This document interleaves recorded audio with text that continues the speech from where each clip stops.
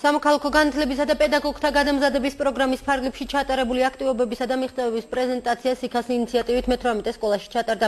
ქვემო ქართლის რეგიონიდან პროგრამაში 86 სკოლაა ჩართული. პროგრამის მიზანი სამოქალაქო განათლების კუთხით ახალგაზრდების ინფორმირებაა. პროექტს PH International განათლებისა და მეცნიერების სამინისტროსთან თანამშრომლობით ახორციელებს, რომლის აქტიური მხარდამჭერიც ქვემო ქართლის სამხარეო ადმინისტრაცია.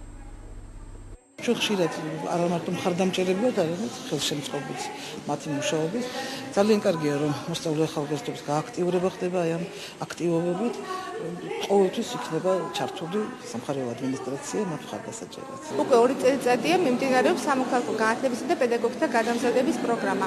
პროგრამა, რომელსაც ახორციელებს ამერიკის შეერთებული შტატების საერთაშორისო განათლების სააგენტო, ჩვენში უფრო ცნობილი როგორც USAID, პროგრამა Harmonia PH International, რომელიც ახორციელებს ამ პროგრამას USAID-ის საფინანსებით.